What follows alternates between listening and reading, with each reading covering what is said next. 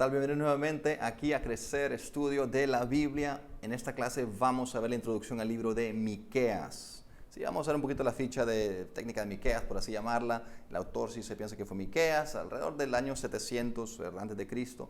Y nuevamente es un tema de juicio, pero también rescate. Ya estamos viendo el patrón, ¿verdad? Que sí, Dios da juicio, pero también siempre ofrece, o la mayoría de las veces ofrece un rescate, ofrece una redención.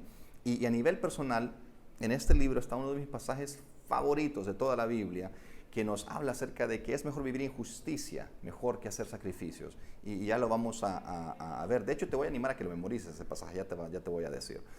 Muy bien, vamos a ver el contexto de este libro, en el periodo que pasa entre la división del reino. Si tú recuerdas un poquito la historia, que se divide el reino, al norte estaba Israel, al sur estaba Judá.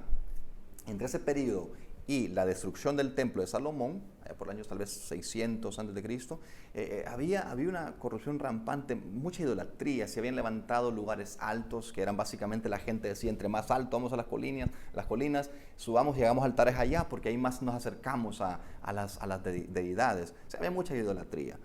Y viene Miqueas y empieza a denunciar cómo esta decadencia espiritual se va a evidenciar en la injusticia. Sí, al igual que otros profetas, Miqueas viene a señalar la injusticia que se estaba cometiendo, principalmente por parte de los líderes, los poderosos, los líderes religiosos. Y hay muchos pasajes que quisiera compartir contigo, pero al final te animo a que seas tú a abrir la Biblia, poder leer Miqueas y con esta breve introducción darte una idea de cómo entender un poco mejor este libro. Pero realmente el mensaje de Miqueas es que el país se arrepintiera. Sí, al final no lo hizo, ¿verdad? Ellos no lo hicieron, y obviamente siempre hay un remanente que sí lo hace y Dios a ellos los mantiene a salvo. Pero yo quisiera llevarte a ti ahorita al capítulo, abre tu Biblia, tú en Miqueas capítulo 6, te decía, este es de mis pasajes favoritos. Allí por el versículo 6 empieza que dice la gente, ¿qué podemos ofrecer al Señor? ¿De qué podemos presentar al Señor? Que debemos traerle ofrendas quemadas, debemos inclinarnos ante el Altísimo con ofrendas de becerros. Y dicen, ¿qué le traemos? Y vamos al versículo 8, ese es para mí es de mis preferidos de toda la Biblia, que dice, oh pueblo, el Señor te ha dicho lo que es bueno y lo que Él exige de ti, que practiques la justicia, que ames la misericordia y que camines humildemente delante de tu Dios. Yo de hecho te quiero animar a que te lo memorices. ¿Qué es lo que Dios quiere de ti? Él ya te lo dijo, ya nos lo dijo, que hagamos justicia, que amemos la misericordia y caminemos humildemente delante de Él. Miqueas 6:8. Memorízatelo. De hecho, esa es la clave de hoy. Miqueas 6:8. ¿Sí? Para la clave de crecer, la clave es Miqueas 6:8. Ahora vamos a ver un poquito unos versículos y vamos a leerlos juntos, eso sí, que en mi opinión nos dan una buena idea, o te van a dar una buena idea de la decadencia moral y la injusticia que se vivía en ese momento. Así que acompáñenme ahora sí, vamos a ponerlo aquí en la pantalla, Miqueas capítulo 3, entre el versículo 9 y 12. Y mientras leemos, tal vez vamos a saltar un poquito, pero quizás tú puedes comparar un poco lo que pasaba acá con lo que pasa en nuestra sociedad ahora. Dice, en el nuevo dice Miqueas, el 9 dice, oigan esto, jefes de la casa de Jacob y gobernantes de la casa de Israel, que aborrecen la justicia y tuercen todo lo recto, que edifican nación con sangre, a Jerusalén con iniquidad. Uf, les está dando duro. Miren el 11, sus jefes juzgan, ¿cómo? Por soborno. Sus sacerdotes enseñan por precio, o sea, se venden. Sus profetas adivinan por dinero.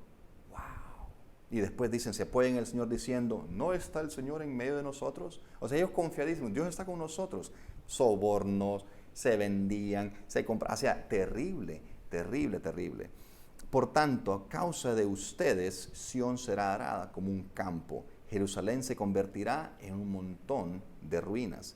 Y el monte en el templo será como las alturas de un bosque. O sea, por ustedes, por eso es que va a pasar esto a la tierra. Así que, torcer lo recto, juzgar por soborno, profetizar por mordida básicamente, y aún así ellos pensaban que Dios estaba con ellos. Por favor, eso realmente es el contexto, el entorno del libro de Miqueas, y por eso es que Miqueas dice, hey, yo les vengo aquí a decir a ustedes, Dios no es ciego, Él está viendo lo que ustedes hacen. Muy bien, ahora Las profecías de Miqueas sí hablan, aparte del momento y aparte del juicio que les vendría, también hablan acerca de la esperanza del Mesías. De hecho, me encanta que en este libro se encuentra aquella profecía que se cita en Mateo capítulo 2. Y quisiera que lo apuntes tú aquí, Miqueas capítulo 5, verso 2, que habla acerca de Belén. Famosísima, la has escuchado tú seguramente en Navidad. Dice, pero tú, Belén Efrata, aunque eres pequeña entre las familias de Judá, de ti me saldrá el que ha de ser gobernante en Israel, y sus orígenes son desde tiempos antiguos, desde los días de la eternidad. Wow, eso es profundísimo. ¿Has escuchado este pasaje? Pues está en Mateo, cuando se habla acerca del Señor, del nacimiento del Señor. De hecho, el caso con los reyes magos, cuando están ahí con Herodes. Y eso es lo que él hace, él profetiza acerca del Mesías. Y el capítulo 5 sigue hablando acerca de el reinado del Mesías y la restauración del remanente. Ya para el final podemos ver que el deseo de Dios es perdonar. Y eso es lo que me impacta a mí al leer la Biblia. Él quiere perdonar, Él quiere restaurar. Cuando el sufrimiento se transforma en esperanza, tú lo puedes ver después ahí en Miqueas capítulo 7, te voy a leer algunos versículos del capítulo 7, cuando él dice, ¿verdad? Pero yo pondré mis ojos en el Señor, el verso 7, esperaré en el Dios de mi salvación, mi Dios me oirá. Y mira cómo él agarra fuerza, dice, no te alegres de mí, enemiga mía, aunque caiga me levantaré, aunque muera en tinieblas el Señor es mi luz. Y realmente este es poderoso, dice, Él me sacará la luz y yo veré su justicia. Entonces, vemos que sí hay juicio, sí hay definitivamente Dios, no pasa por alto al culpable, pero hay siempre esperanza, hay esperanza de restauración. Y al final, podemos ver en Miqueas 7:19, el perdón de Dios, que Él está profetizando sobre el perdón de Dios. Dice, volverá a compadecerse de nosotros, eliminará nuestras iniquidades. Sí, arrojarás a las profundidades del mar todos nuestros pecados. ¿Has escuchado ese pasaje? Que Él va a arrojar al mar todos nuestros pecados. Pues aquí está en el libro de Miqueas. Mira, yo te quisiera dar, como para poder comprender mejor, realmente para poder entender muchas cosas en nuestra vida, tenemos que leer la Biblia. Y yo sé que estos libros son un poco difíciles, un poco profundos, pero nos toca ir a estudiarlos, nos toca ir a conocer de ellos. Y te quiero dejar con un breve ejemplo. En Miqueas capítulo 6, habla de un pasaje y yo te quisiera decir, mira, ¿cómo puedes aplicar eso a tu vida? Que dice en Miqueas 6, el versículo 5 dice, hablándole a estas personas que han cometido errores, sembrarás pero no segarás, pisarás olivas pero no te ungirás con aceite. Básicamente vas a trabajar pero no vas a disfrutar tu trabajo, el fruto de tu trabajo.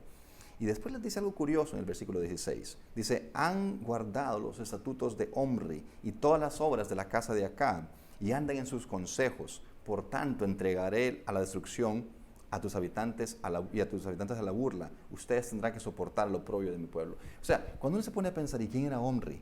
¿Y quién era Acab? ¿Sí? Si queremos a veces descubrir qué pasa en nuestras vidas y por qué nos pasa lo que nos pasa, como en este caso de ellos que estaban trabajando pero no disfrutaban, nosotros podemos leer estos pasajes y decir, bueno, pero eso no significa nada para mí. Yo te animo a que vayas y busques quién fue Omri. Fue un rey, y Acab también. Tú lo puedes ir a buscar en la propia Biblia. Y te aseguro que si tú te pones a estudiar la Biblia y decir, ver cómo este pasaje, aquí está la solución a algo que me pasa a mí. ¿Cómo puedo yo llegar a entenderlo? Buscándola. Hay referencias cruzadas. Y yo sé que esto que estoy diciendo ahorita es un poquito difícil, pero te animo a que lo puedas hacer. ¿Cuáles son los estatutos de Omri? ¿Qué hacía la casa de Acab? Porque al hacer eso, yo voy a descubrir por qué es que a mí a veces no me rinde lo que doy. Porque en algunos casos, obviamente. Pero, ¿qué te quiero dar con esto? Que a veces estos libros los dejamos, sencillamente ni los leemos y decimos, no, es demasiado difícil. Yo te animo a que lo hagas. Porque nuestra relación con Dios se basa principalmente en nuestro entendimiento de la Biblia. Si yo entiendo un poquito y ese poquito yo lo aplico, Dios me va a revelar más.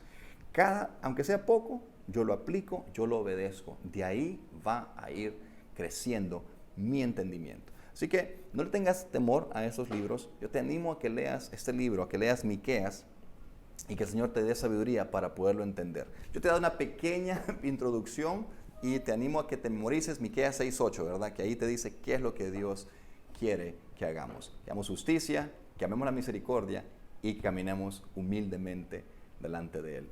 Nos vemos en la próxima clase aquí en Crecer, Estudio de la Biblia.